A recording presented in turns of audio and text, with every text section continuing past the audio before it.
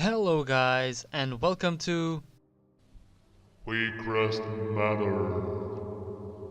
guys, Rusty Gamer here. Today's the first video of a new series I'm gonna call Quick Dungeon Guides. In this series we're gonna go over all the different dungeons and battle for Azeroth. We're going to do an entire dungeon run, but the main focus will be on the bosses. I'm gonna talk a bit about the abilities of the boss and the strategies you can use in the boss fights. So to make things easier, we're gonna go and start fast forwarding.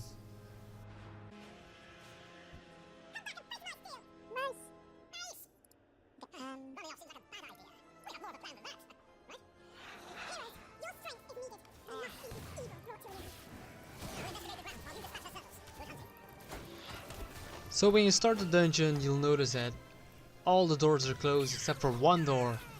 You need to go to that door to go to the first boss.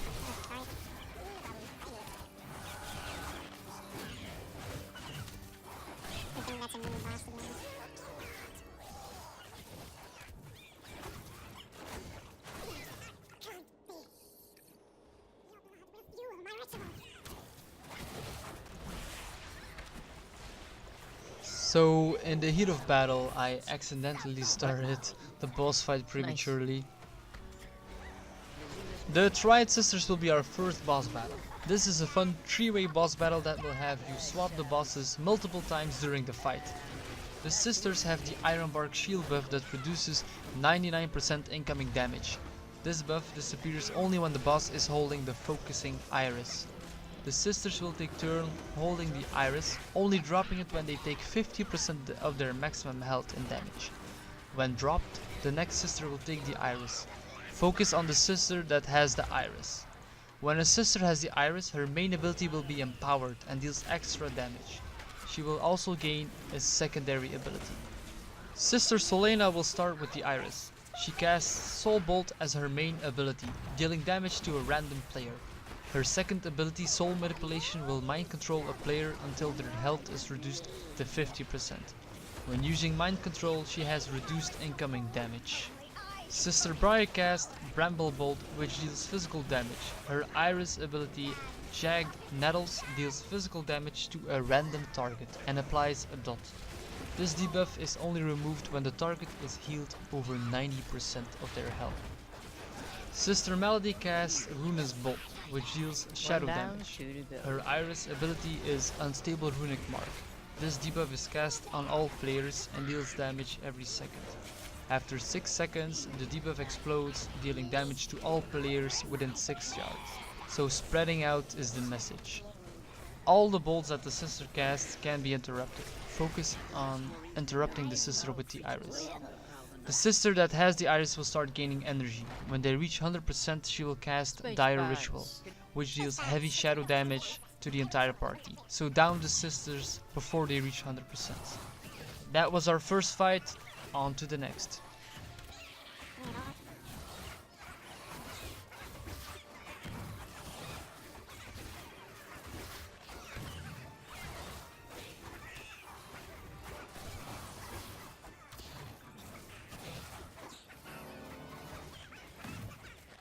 So after you cleared the trash in the hallway, you can go to the courtyard, clear all the trash in the courtyard. There's a big mob guarding the boss. Kill the big mob and the boss is all yours.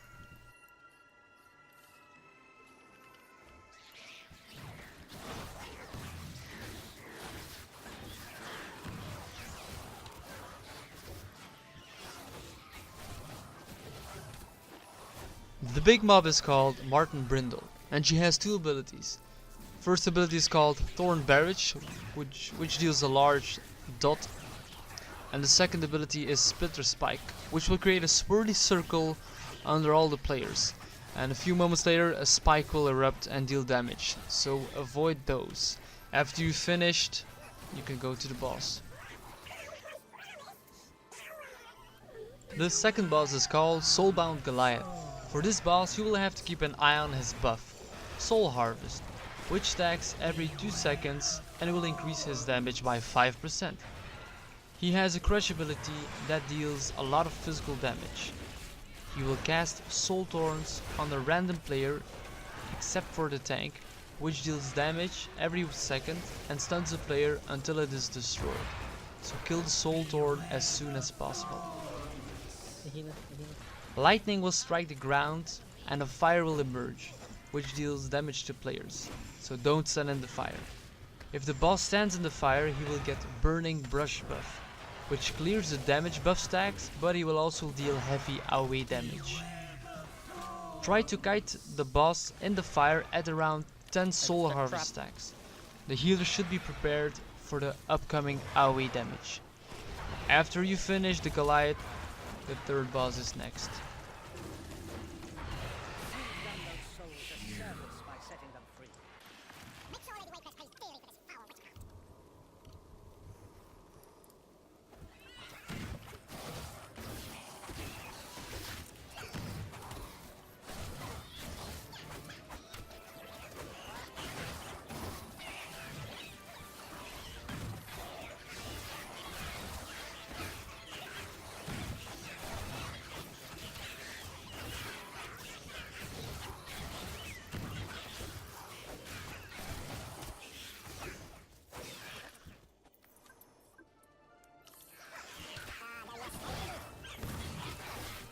Coming into our third boss, the Biggie himself, Big Mr. Wiggles, aka Raul the Gluttonous.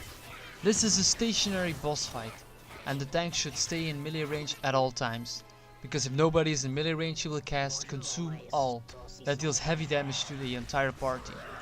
He can cast Rotten Expulsion, which sends out several bolts that deal damage to the players at the impact zone. The bolts will leave behind some goo which will slow players. Look at the direction he casts Rotten Expulsion and avoid the area. Tenderize is a front cone attack in the direction of the tank that deals damage to all players in the cone, so avoid standing too close to the tank when he uses this ability. Lastly, he will call Servants, which will spawn in adds. When they reach him, they will be eaten and Raul gets a 5% damage increase, so watch out for any adds going to Raul. After Raul has been downed, we move on to the next boss.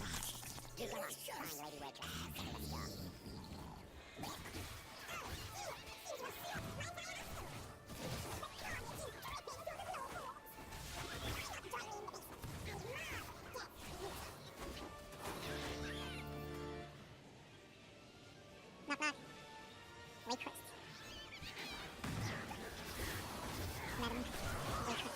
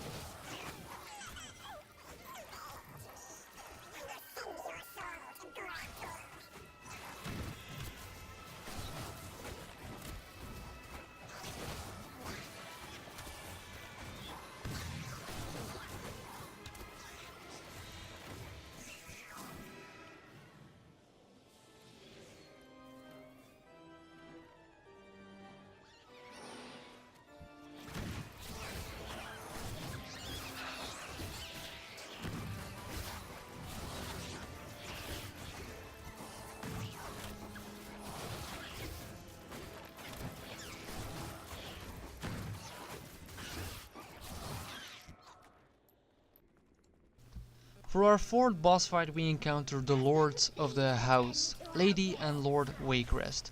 In this boss fight you will fight Lord Waycrest in melee range while Lady Waycrest damages the group from afar. Lord Waycrest has two abilities. He will hit the tank with Wasting Strike, a melee attack that deals nature damage and applies a 5-second dot. Secondly, his most dangerous is Virulent Pathogen. This is cast on a random player. It will reduce the player's speed by 50% and will deal nature damage. Upon expiring or being dispelled, it will explode and it will spread to everyone in range. So make sure when you have this debuff to stay clear from your party. Lady Waycrest deals damage from afar with Racking Core that summons multiple circles on the ground and explode shortly after, dealing small amounts of damage. She will heal Lord Waycrest throughout the encounter and gives him buffs that increases his damage and haste. She uses her own health to heal him, and when she reaches 30%, she joins the fight. When this lovely couple is killed, we can move to the final boss. We will never be parted. Guys, you don't have to jump already. You have to wait. Oh, what's the jump? Come, mortals, child. Death, you lack vision. Death is an inevitable force that stalks you at every turn.